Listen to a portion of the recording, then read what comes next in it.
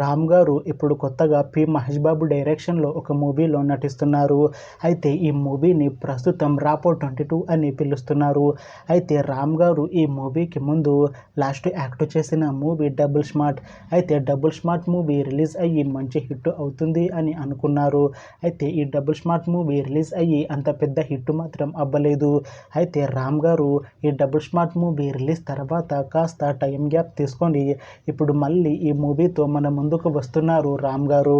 చూడాలి రామ్ గారికి ఈ మూవీతో అయినా ఒక మంచి హిట్ తనకి వస్తుందా లేదా అనేది మనం ఈ మూవీ రిలీజ్ అయ్యాక చూడాలి. అయితే 'రాపో22' మూవీలో హీరోయిన్‌గా యాక్ట్ చేస్తున్నారు భాగ్యశ్రీ బ్రోసే గారు. అయితే భాగ్యశ్రీ బ్రోసే గారు ఈ మూవీకి ముందు లాస్ట్ యాక్ట్ చేసిన మూవీ 'మిస్టర్ బచ్చన్'.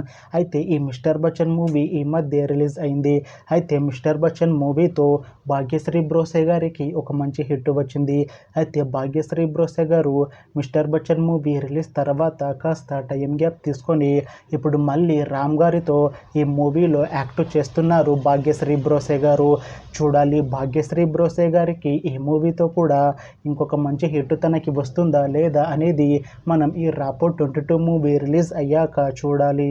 అయితే ఈ 'రాపో22' మూవీ టీం మాత్రం చాలా కాన్ఫిడెంట్‌గా ఉన్నారు. ఈ మూవీ చాలా పెద్ద హిట్ అవుతుంది అంటున్నారు మూవీ టీం. అయితే ప్రస్తుతం ఈ మూవీ టీం షూటింగ్‌లో బిజీగా ఉన్నారు. అయితే ఈ మూవీని ఈ ఇయర్‌లో రిలీజ్ చేసేలా ప్లాన్ చేస్తున్నారు మూవీ టీం. చూడాలి ఈ 'రాపో22' మూవీ రిలీజ్ అయ్యాక మంచి హిట్ అవుతుందా లేదా అనేది.